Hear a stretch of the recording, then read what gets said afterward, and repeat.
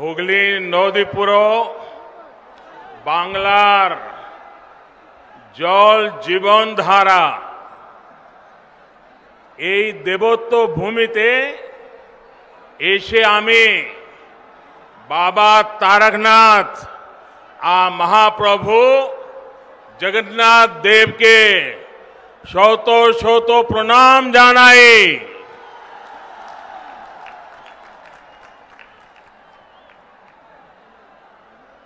आप लोगों का ये उत्साह, ये उमंग, ये ऊर्जा कोलकाता से लेकर दिल्ली तक बहुत बड़ा संदेश दे रहा है। अब पश्चिम बंगाल परिवर्तन का मन बना चुका है। एक बार फिर मेरे साथ बोलिए, भारत माता की वंदे वंदे वंदे वंदे वंदे वंदे। साथियों, आज इस वीर धरा से पश्चिम बंगाल अपने तेज विकास के संकल्प को सिद्ध करने के लिए एक बड़ा कदम उठा रहा है। पिछली बार मैं आपको गैस कनेक्टिविटी के इंफ्रास्ट्रक्चर का उपहार देने आया था। आज रेल और मेट्रो कनेक्टिविटी को मजबूत करने वाले महत्वपूर्ण काम शुरू हो रहे हैं। थोड़ी देर में हुगली की, पश्चिम बंगाल की रेल और मेट्रो कनेक्टिविटी के अनेक प्रोजेक्ट्स का शिलान्यास और लोकार्पण होना है। इस महत्वपूर्ण योजनाओं के लिए, बंगाल के उज्जवल भविष्य के लिए मैं आप सबको बहुत बहुत बधाई देता हूं। साथियों, दुनिया में जितने देश गरीबी से बाहर आए या गरीबी मिटाने में सफल हुए या विकसित देश बने, ऐसे सभी देशों में एक बात बहुत कॉमन देखी जाती है। इन देशों ने अपने अपने देश में सही समय पर बड़ी संख्या में इंफ्रास्ट्रक्चर का निर्माण किया। आधुनिक हाईवे, आधुनिक रेलवे, आधुनिक एयरवे, इन देशों के आधुनिक इंफ्रास्ट्रक्चर ने इन देशों को आधुनिक बनाने में मदद की। वहां ये एक प्रकार से परिवर्तन का बहुत बड़ा कारण बना। हमारे देश में भी यही काम दशकों पहले होना चाहिए था, लेकिन हुआ नहीं। अब हमें देर नहीं करनी है। हमें एक पल भी रुकना नहीं है। हमें एक पल भी गंवाना नहीं है। इसी सोच के साथ आज देश में आधुनिक इंफ्रास्ट्रक्चर के निर्माण पर अभूतपूर्व जोर दिया जा रहा है, अभूतपूर्व निवेश किया जा रहा है। बेहतर इंफ्रास्ट्रक्चर खेती, उद्योग, टूरिज्म, युवाओं को रोजगार, यानी विकास के हर पहलू के लिए मूलभूत आवश्यकता होती है। इसलिए पश्चिम बंगाल में भी कनेक्टिविटी से जुड़ा इंफ्रास्ट्रक्चर ये भारत सरकार की प्राथमिकता है, हमारी भी प्राथमिकता है। बीते वर्षों में हाईवे, रेलवे, एयरवे, वाटरवे और हाईवे, हर प्रकार की कनेक्टिविटी पर फोकस किया गया है। यहां बंगाल में भी हजारों करोड़ रुपए निवेश किए गए हैं। बंगाल में रेल लाइनों के चौड़ीकरण और बिजलीकरण का काम तेज गति से किया जा रहा है।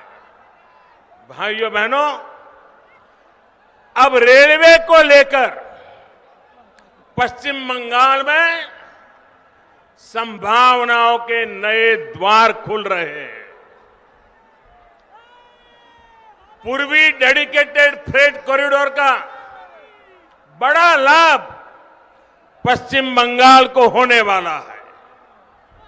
इस प्रोजेक्ट का एक हिस्सा चालू भी हो चुका है और बहुत जल्द पूरा कॉरिडोर खुल जाएगा, जिससे बंगाल में भी उद्योगों के लिए नए अवसर बनेंगे। इसी तरह जो विशेष किसान रेल शुरू की गई है, उसका लाभ आज पश्चिम बंगाल के छोटे किसानों को बहुत तेजी से मिलना शुरू हो रहा है। अभी हाल में ही देश की 100वीं किसान रेल महाराष्ट्र के संगोला से पश्चिम बंगाल के शालीमार तक चलाई गई। इससे यहां के फल, सब्जी, दूध और मछली से जुड़े छोटे किसानों को मुंबई, पुणे सहित देश के अनेक बड़े बाजारों तक सीधी पहुंच मिली है।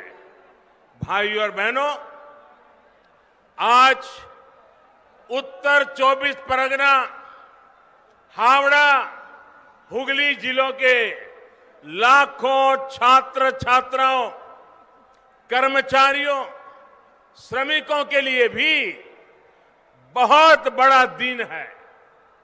नॉर्थ साउथ मेट्रो का नोआपाड़ा से दक्षिणेश्वर तक विस्तार होने से हर दिन इन जिलों के हजारों यात्रियों को सुविधा होने वाली है। अब आपको कोलकाता आने जाने के लिए आधुनिक और सुविधा संपन्न तेज पब्लिक ट्रांसपोर्ट मिल गया है। भाइयों और बहनों, चंद्रनगर सहित ये पूरा क्षेत्र भारत की आजादी का, भारत की संस्कृति और भारत के ज्ञान विज्ञान का एक प्रकार से तीर्थ है। महर्षि अरबिंदो, मोतीलाल रॉय, रास बिहारी बोस, बिपिन बिहारी गांगुली, कन्हैयालाल दत्त, उपेंद्र नाथ बंदोपाध्याय, अनगिनत ऐसे महान व्यक्तित्व का नाता इस धरती से है। ये वो धरती है जिसने रामकृष्ण परमहंस जैसे महान संत हमें दिए। माउंट एवरेस्ट को मापने वाले महान गणितज्ञ राधानाथ सिगर, महान भाषाविद बुद्धदेव मुखर्जी, ऐसे मनुष्यों का भी नाता इसी मिट्टी से रहा है। मुझे हैरानी है इतने वर्षों में जितनी भी सरकारें यहां रही हैं, उन्होंने इस ऐतिहासिक क्षेत्र को, इस पूरे क्षेत्र को अपने हाल पर ही छोड़ दिया। यहां के इंफ्रास्ट्रक्चर को, यहां की धरोहर को बेहाल होने दिया गया। मुझे बताया गया है कि वंदे मातरम भवन, जहां बंकिम चंद्र जी 5 साल रहे, कहते हैं कि वो तो बहुत बुरी हालत में है। ये वो भवन है जहां उन्होंने वंदे मातरम की रचना को लेकर मंथन किया। वो वंदे मातरम जिसने आजादी की लड़ाई में नए प्राण फूके, हमारे क्रांतिवानों को नई ताकत दी, मातृभूमि को सुजलाम सुफलाम बनाने के लिए हर देशवासी को प्रेरित किया। वंदे मातरम सिर्फ इन 2 शब्दों ने गुलामी की निराशा में जी रहे देश को नई चेतना से भर दिया था। ऐसे अमर गान की रचना करने वाले के स्थान को न संभाल पाना बंगाल के गौरव के साथ बहुत बड़ा अन्याय है, और इस अन्याय के पीछे बहुत बड़ी राजनीति भी है। ये वो राजनीति है जो देशभक्ति के बजाय वोट बैंक, सबका विकास के बजाय तुष्टीकरण को बल देती है। आज यही राजनीति बंगाल में लोगों को मां दुर्गा की पूजा से रोकती है, उनके विसर्जन से रोकती है। बंगाल के लोग वोट बैंक की राजनीति के लिए अपनी संस्कृति का अपमान करने वाले ऐसे लोगों को कभी माफ नहीं करेंगे। आज मैं बंगाल के लोगों को ये विश्वास दिलाता हूं, जब बंगाल में भाजपा की सरकार बनेगी तो हर बंगालवासी अपनी संस्कृति का गौरवगान पूरी ताकत और हिम्मत के साथ कर सकेगा।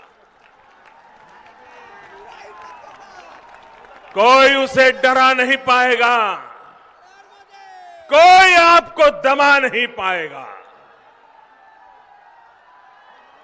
भाजपा उस सोनार बांग्ला के निर्माण के लिए एक काम करेगी जिसमें यहां का इतिहास, यहां की संस्कृति दिनों दिन और मजबूत होगी। ऐसा बंगाल जहां आस्था, अध्यात्म और उद्यम सबका सम्मान होगा। ऐसा बंगाल जहां विकास सभी का होगा, तुष्टीकरण किसी का नहीं होगा। ऐसा बंगाल जो टोलाबाजी से मुक्त होगा, रोजगार और स्वरोजगार से युक्त होगा। भाइयों और बहनों, आजादी से पहले बंगाल देश के अन्य राज्यों से बहुत आगे था, लेकिन जिन लोगों ने बंगाल पर राज किया, उन्होंने बंगाल को आज इस हालत में पहुंचा दिया। मां, माटी, मानुष की बात करने वाले लोग बंगाल के विकास के सामने दीवार बनकर के खड़े हो गए हैं। केंद्र सरकार किसानों और गरीबों के हक का पैसा सीधा उनके बैंक खाते में जमा करती है, जबकि बंगाल सरकार की योजनाओं का पैसा टीएमसी के टोलाबाजों की सहमति के बिना गरीब तक पहुंच ही नहीं पाता। यही वजह है कि गांव-गांव में टीएमसी के नेताओं की शान और शौकत बढ़ती जा रही है और सामान्य परिवार गरीब से गरीब होता जा रहा है। भाइयों और बहनों, बंगाल के लाखों किसान परिवारों को पीएम किसान सम्मान निधि का पैसा इसी मानसिकता के कारण नहीं मिल पाया है। उनके हक को यहां की सरकार में बैठे हुए लोगों ने छीन लिया है। बंगाल के लाखों गरीब परिवार आयुष्मान भारत योजना के तहत 5 लाख रुपए तक के मुफ्त इलाज की सुविधा से आज भी वंचित है। गरीब को सुविधा मिले, इन प्रयासों को कैसे यहां रोका जाता है, इसका एक और उदाहरण मैं आज बंगाल की धरती पर आपको देता हूं। देश के गांवों में हर घर तक पाइप से पानी पहुंचाने के लिए जल जीवन मिशन चल रहा है। प्रयास यह है कि हमारी बहनों, हमारी माताओं, हमारी बेटियों को पानी लाने में अपना समय और अपना श्रम न लगाना पड़े। प्रयास ये है कि हमारे बच्चों को प्रदूषित पानी से होने वाली अनेक बीमारियों से बचाया जा सके। बंगाल के लिए ये मिशन इसलिए ज्यादा जरूरी है क्योंकि यहां 1.5-2 करोड़ से अधिक ग्रामीण घरों में आप चौंक जाएंगे इन्होंने बंगाल की हालत क्या की है। 1.5-2 करोड़ ग्रामीण घरों और उसमें से सिर्फ देश भी आज सुनेगा तो चौंक जाएगा। 1.5 करोड़ 1.25-2 करोड़ घरों में से सिर्फ 2 लाख घरों में ही नल से जल की सुविधा है। अब बताइए क्या करके रख दिया था उन्होंने। आज देश में अभियान चल पड़ने के बाद अब तक इस अभियान के तहत लगभग देश में 3 करोड़ 60 लाख घरों को पानी के कनेक्शन दिए जा चुके हैं। जहां बंगाल 2 लाख पर था, भारत सरकार ने इतना जोर लगाया, पैसे लगाए, पीछे पड़ गए, तो भी बंगाल में सिर्फ अब तक 1.5-2 करोड़ घरों में से सिर्फ 9 लाख परिवार तक ही पाइप से पानी का कनेक्शन पहुंच पाया है। यहां की सरकार जिस रफ्तार से काम कर रही है और उस रफ्तार से तो पश्चिम बंगाल के हर गरीब के घर पाइप से जल पहुंचाने में पता नहीं कितने साल बीत जाएंगे। टीएमसी सरकार गरीबों के घर तक पानी पहुंचाने के लिए कितनी गंभीर है, इसका एक और उदाहरण आपको देता हूं। मैं आपसे पूछना चाहता हूं, क्या बंगाल के लोगों को पीने का शुद्ध पानी मिलना चाहिए कि नहीं मिलना चाहिए? जरा पूरी ताकत से बोलिए, पीने का पानी मिलना चाहिए कि नहीं मिलना चाहिए? गांवों में भी मिलना चाहिए कि नहीं मिलना चाहिए? गरीब से गरीब को भी मिलना चाहिए कि नहीं मिलना चाहिए? ये आपका हक है कि नहीं है? यहां की सरकार ने काम करना चाहिए कि नहीं करना चाहिए? लेकिन हुआ क्या? हर घर जल पहुंचाने के लिए भारत सरकार ने, दिल्ली सरकार ने 1700 करोड़ रुपए से ज्यादा, 1700 करोड़ रुपए से ज्यादा रकम ये टीएमसी सरकार को दी। लेकिन इसमें से सिर्फ 609 करोड़ रुपए ही यहां की सरकार ने खर्च किया है। बाकी 1100 करोड़ रुपया यहां की सरकार दबा करके बैठ गई है। सर, ये दिखाता है कि टीएमसी सरकार को गरीब की, पश्चिम बंगाल की बहनों बेटियों की जरा भी परवाह नहीं है। दोस्तों, क्या जो पानी के लिए तरस रही है वो बंगाल की बेटी है कि नहीं है? वो बंगाल की बेटी है कि नहीं है? बंगाल की बेटी को पानी मिलना चाहिए कि नहीं मिलना चाहिए? बंगाल की बेटी के साथ अन्याय करने वाले लोग, क्या उनको माफ किया जा सकता है? भाई और बहनों, पश्चिम बंगाल में भाजपा की सरकार सिर्फ सत्ता में परिवर्तन के लिए नहीं, बल्कि आसोल परिवर्तन के लिए बनानी है। आसोल परिवर्तन,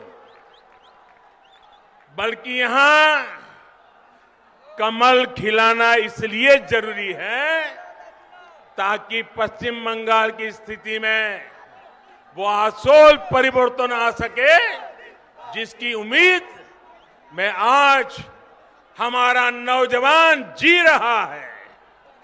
ये हुगली अपने आप में बहुत बड़ा उदाहरण है कि बीते दशकों की अव्यवस्था ने पश्चिम बंगाल को किस हाल में पहुंचा दिया है। हुगली जिला तो भारत में उद्योगों का एक प्रकार से हब था। हुगली के दोनों किनारों पर जूट इंडस्ट्री थी, आयरन और स्टील मशीनों के बड़े बड़े कारखाने थे, बड़े पैमाने पर यहां से निर्यात होता था। लेकिन अब आज हुगली की क्या स्थिति है, ये आप भली भांति जानते हैं। एक समय था जब पूर्वी भारत के अनेक लोकगीतों में घर घर में माताएं बहनें किसी भी शुभ अवसर पर जो गीत गाती थी, जो लोकगीत गाए थे, उसमें गाया जाता था कि घर के लोग कमाने के लिए कलकत्ता गए हैं। उस समय शब्द प्रयोग करते थे, कलकत्ता गए हैं। इन गीतों में ये उम्मीद लगाई जाती थी कि कलकत्ता से आते समय अपना परिवार का व्यक्ति जब घर लौटेगा तो वो घर के लिए कलकत्ता से क्या क्या लाएगा, कौन कौन से उपहार लाएगा, कौन से जो चीजें कलकत्ता में नहीं बनी है वो अब हमारे गांव, हमारे घर में आएगी।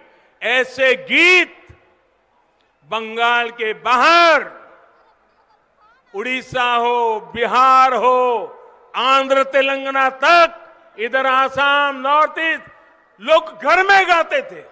ये कलकत्ता की कीर्ति थी उस जमाने में। अब ये सब बदल गया। अब इस औद्योगिक शहर के निवासियों को, बंगाल में बहुत से निवासियों को काम करने के लिए दूसरों के यहां, दूसरे राज्यों में जाना पड़ रहा है। इस स्थिति को बदलने का काम बंगाल में बनने वाली और जो सरकार बनाना आपने ठान लिया है, जो सरकार बनाना आपने तय कर लिया है, वो भाजपा सरकार बनते ही उस दिशा में एक के बाद एक कदम उठाएगी। भाजपा सरकार औद्योगिक विकास की नीतियों में बदलाव करेगी, तेजी से निर्णय लिए जाएंगे, इस क्षेत्र का विकास किया जाएगा। साथियों, एक दौर था जब पश्चिम बंगाल की जूट मिलें देश की अधिकांश जरूरतों को पूरा करती थी, लेकिन इस इंडस्ट्री को भी अपने हाल पर छोड़ दिया गया था। जबकि इससे हमारे किसान, हमारे श्रमिक, हमारे गरीब, उनका इस व्यवसाय से सीधा नाता था। जब से केंद्र में भाजपा सरकार आई है, तब से जूट किसानों की विशेष चिंता की गई है। अब तो गेहूं की पैकेजिंग में भी जूट के बोरों को कंपलसरी किया गया है।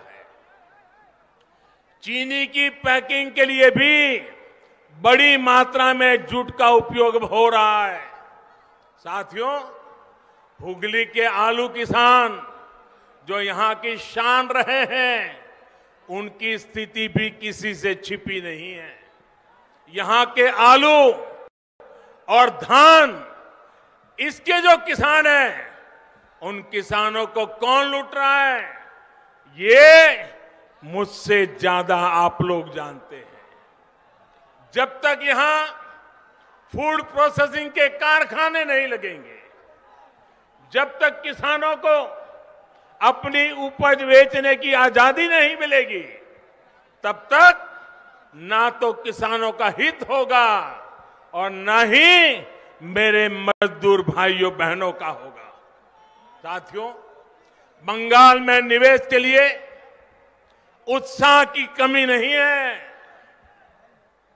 मुसीबत है सरकार ने जो माहौल बनाया है, कट कट कट का जो कल्चर बनाया है, सिंडिकेट के हवाले बंगाल दे दिया है, उसी के कारण ये माहौल बिगड़ता गया है। जब भी मैं विदेश में प्रवासी बंगाली बहनों भाइयों से मिलता हूं, तो अपनी मातृभूमि के लिए योगदान देने के लिए हर बंगाल का बेटा बेटी आज दुनिया में कहीं भी होगा, वो यहां के लिए कुछ करना चाहता है।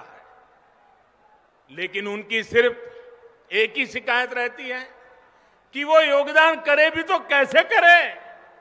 आज के पश्चिम बंगाल में किराए पर, अगर किराए पर बिल्डिंग भी लेनी हो तो उसमें भी कट लगता है। और ये ऐसे बदमाशी कर रहे हैं कि दोनों तरफ से कट लेते हैं। बिना सिंडिकेट की इजाजत के किराए पर बिल्डिंग भी नहीं ले सकते।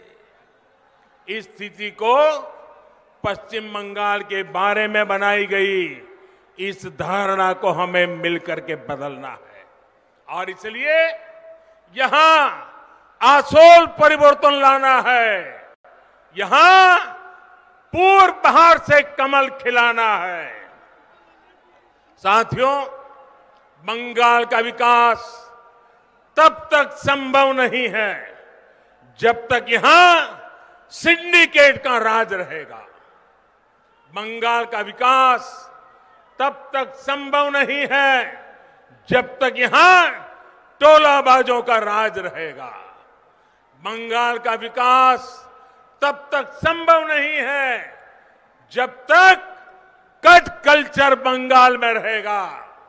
बंगाल का विकास तब तक संभव नहीं है जब तक शासन प्रशासन गुंडों को आश्रय देगा।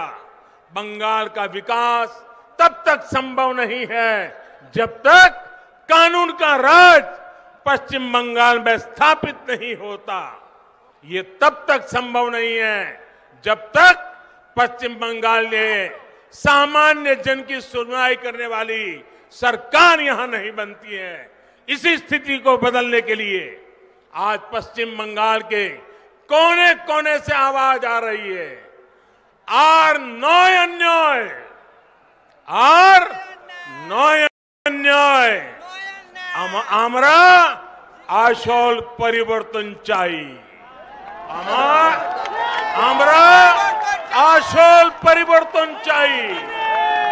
भाई और बहनों, मुझे विश्वास है कि हम सभी साथ मिलकर पश्चिम बंगाल के किसानों, श्रमिकों, यहां के युवाओं को बेहतर भविष्य दे पाएंगे।